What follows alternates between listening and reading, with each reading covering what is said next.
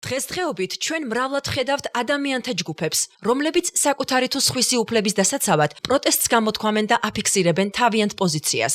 ვინ არიან ისინი, ვინც პროტესტის დროს გვერდ-გვერდ დგანან? გაგიკვირდებათ და განსხვავებული მსოფლხედვის, სექსუალური ორიენტაციის, სქესის, ასაკის და ფიზიკური შესაძლებლობების ადამიანებს ვხედავთ ერთი ინტერესის ირგვლივ გაერთიანებულთ. თუმცა, მიუხედავად კანონის წინაშე თანასწორობისა, ხშირად საზოგადოების პრივილეგირებული ჯგუფები ხელს უშლიან უმცირესობებს, რომ ისინიც ჩაერთონ პროტესტში საკუთარი პოზიციის დასაფიქსირებლად. გამოგყვებით ჩვენს საინტერესო პოდკასტში და სწორედ პროტესტის თავისუფლად გამოხატვაზე ვისაუბრებთ.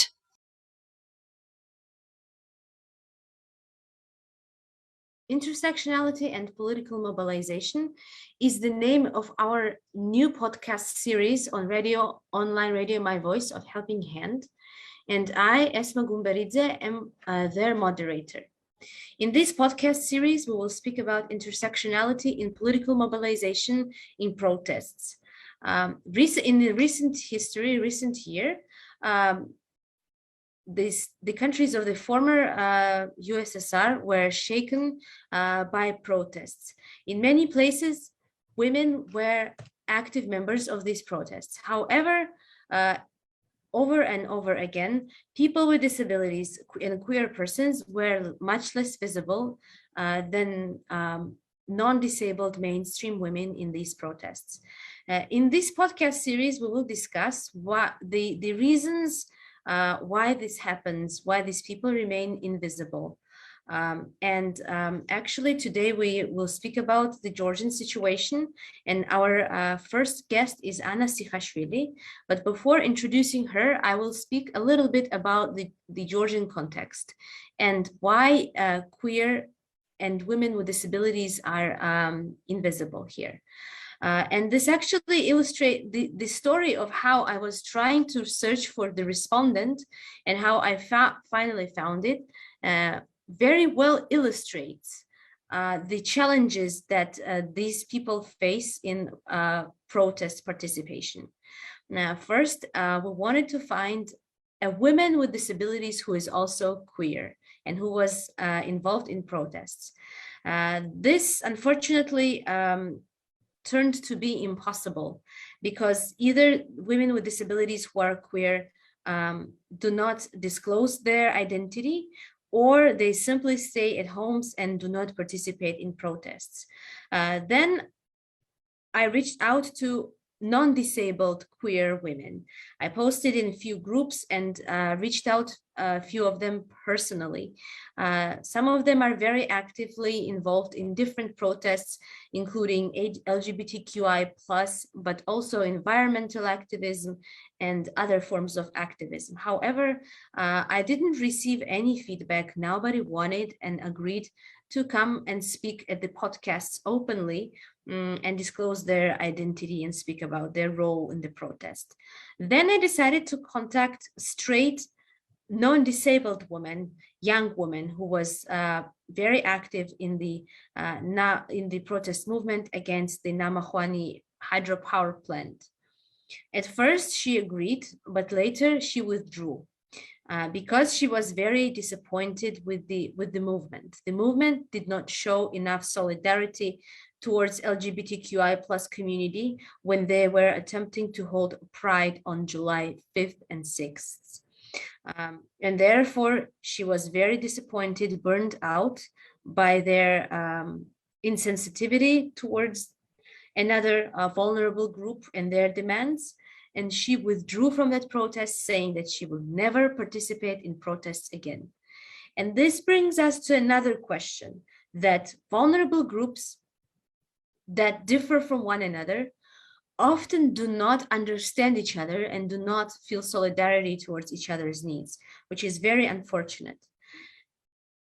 Oppressed workers whose labor rights are violated and who fight for these rights may at the same time, unfortunately, be xenophobes or homophobes, and vice versa. People who fight for LGBTQI+ rights might be insensitive towards those socially vulnerable. And this, again, very much prevents many people, many activists from protest. this demotivates many and confuses them which movement to join and which not to join. On my personal experiences, as I am a woman with disabilities myself, it is very hard for me to participate in protests. First of all, because when I go with my parents, I'm totally blind. When I go out with my parents, they always want to leave the protest as fast as they can. And when I try to go there with friends, they tell me that if something happens, if police would come out and would violently disperse the meeting, the friends are not trustworthy enough to defend me from police brutality. Therefore, they are afraid for my safety and do not wish me to participate and go out alone to protest. But it's also that I'm somehow much more afraid of public speaking in front of the protesting crowds than in the closed-up situation, in the closed-up building where there are people who are interested to listen to what I have to say. This is a bit weird, right? That here I'm not afraid at all to speak to indefinite amount of people, because who knows how many millions of people can potentially watch this podcast. But in front of maybe much smaller group of people, but in the street, I am very much afraid of speaking. And the reason for this, again, is the way I was brought up. In my life, my mother always used to tell me that being impolite is not good for a girl, especially for a blind girl. Being impolite meant shouting, screaming, interrupting others. So doing everything that is so natural for street protests. And this, of course, had unfortunately reflected in my character, and I'm still working on and trying to overcome this. Therefore, today we host Ana Sikhashvili, who will also share her experience of protest. And I'm very glad that you are here. Can you please tell us a bit more? Ana is 19 years old. She's a Flex alumna, so alumna of the US State Department funded program, Future Leaders Exchange, whereby she spent 1 academic year in the US. She also studies international relations at Tbilisi State University, and she's activist and volunteer. She raises awareness about people with disabilities, their rights and inclusion. And before Ana, I will pass floor on to you. It's not only that we are prevented from being on the streets simply by our mentality or by our upbringing, or by our dependency on others who do not wish to take us there, but it's also a physical environment. Another physically disabled woman from outside of Tbilisi said that she wanted to protest in the streets, but she could not, because then she would have to be carried by her 2 parents down from her 3rd floor, which is not accessible, in her wheelchair, and then brought up back. She also said that she tried to use alternative ways of protesting, whereby she publicly wrote about the environmental issues on Facebook, and her relatives were threatened by local authorities. Here, I also want to add that actually in the regions, it's much more difficult to protest because everybody knows everybody, and the public authorities, police, try to intimidate the family members of the protester, the relatives, the neighbors, and say, come on, why are you doing this? You are a good person, your relatives are good people, why are you against us? So this is being taken very personal, and they try to let's say, push you in a personal way to stop protesting, and use their close ties to you to stop you from saying your word. Then she tried to actually meet the member of parliament and tell him about her concerns, but she also needed some assistance that she was asking for. And when she spoke about the polluted environment, and then asked for personal help, asked for providing transportation so that she could go and to her university, The elected official told her, if you come here to ask for help, you should not be complaining. Therefore, there are a lot of reasons why people with disabilities and queer people with disabilities are not out protesting. So Anna, can you please also share your experience of how do you try and protest and say your word? So, first of all, thanks for introducing me, and this is my pleasure to talk about this because this is very important topic for me. So, you know, there are many challenges in Georgia, and also there are many protests, especially during this like last 3 or 4 years. There have been many protests, and when there is some problems, you have a wish to go and protest with other young people, like other people who are in your age. But you have no ability to go out because, you know, there are many challenges to go out. And these challenges are like, you need, for example, I myself am a blind person and I need a sighted guy to go, or I don't know, I need accessible transportation to go there, and then physical environment there. And when you get that place where they protest, right? As you said, Esma, like you are not going to be safe. Even non-disabled are not safe. So how am I going to save myself? This is too difficult, and no one is going to be responsible for that. So for that, I try to stay at home, unfortunately, and try to, for example, post things on Facebook, like post that, you know, this is wrong, whatever happens, I don't know. Maybe like, for example, last post I had about, you know, like kind of protest. It was about July 5th and 6th.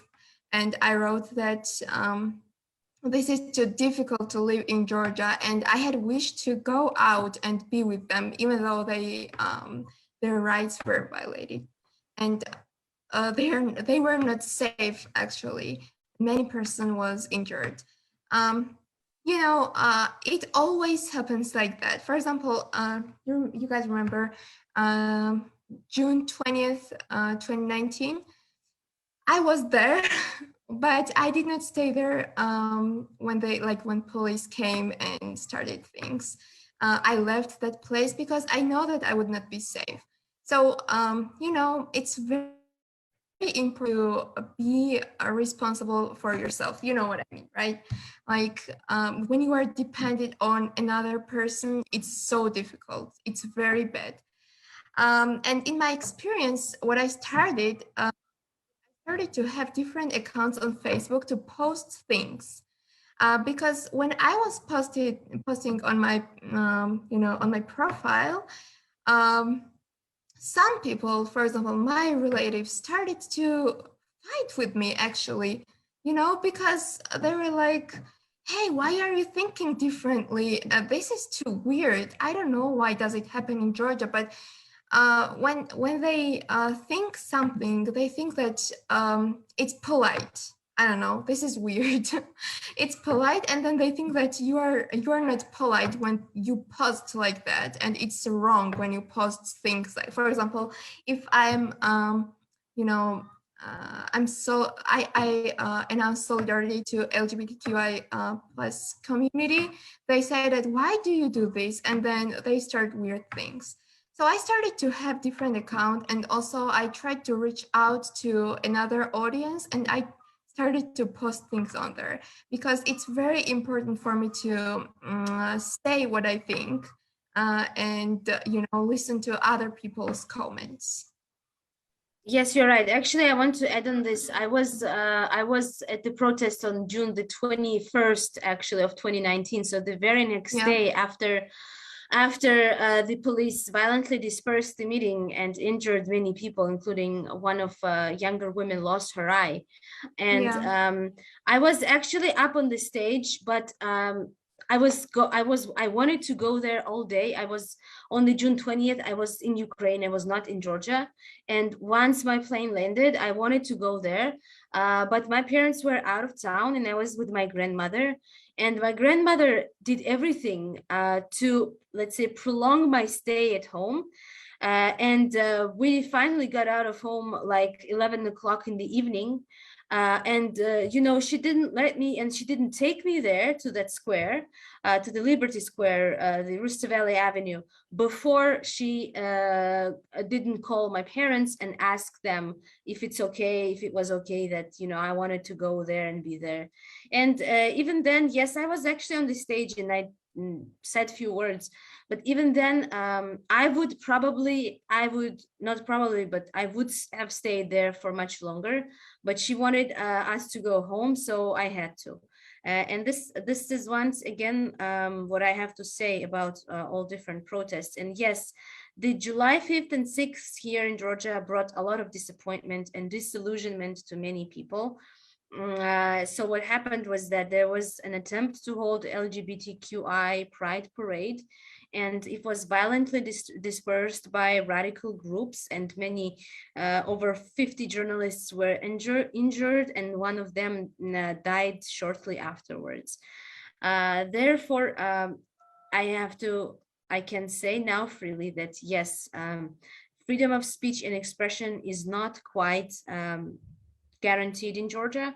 It's risky to protest outside, but it's even more risky to protest for people with disabilities and women with disabilities, because again, we are raised in a way that, as Ana said, it's considered impolite if we have strong opinions, if we have radical opinions, and it's impolite to express these opinions, which is very sad, of course.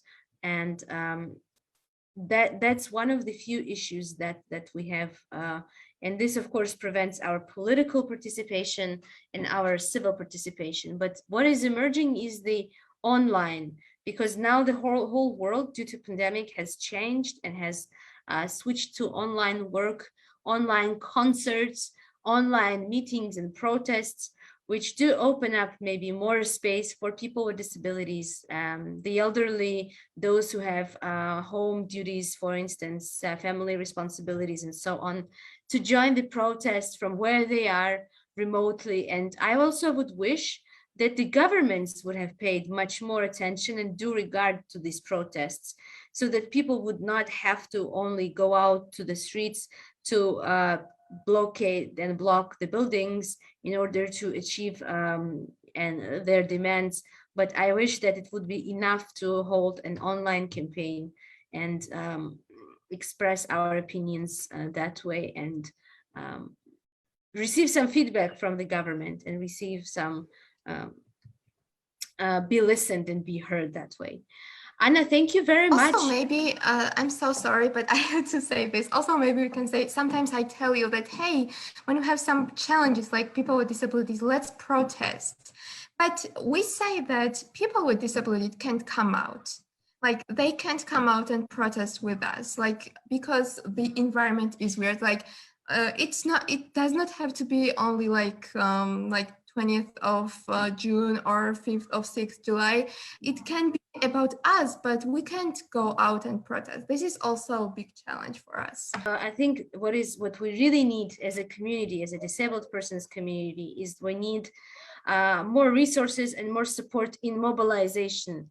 You know, human resources are needed. A lot of outreach work is needed to mobilize people with disabilities to go out and protest, because unfortunately, you know, academically presented research with all the arguments, focus groups, questionnaires, and surveys is not a good argument for the decision makers in Georgia, in Eastern Europe, in Eastern Partnership region of the European Union, unfortunately.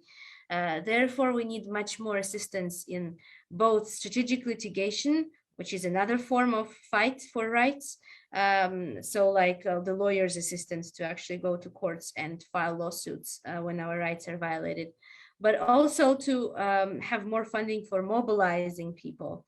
that I'm sure would actually be a big game changer. Once the decision makers will see people with disabilities, different types of disabilities, protesting and demanding for their rights and for rights of others, and that would bring us much more attention and relevance for the political elite, for the political class. Ana, thank you very much for today. I hope that our voices will not be lost in the space.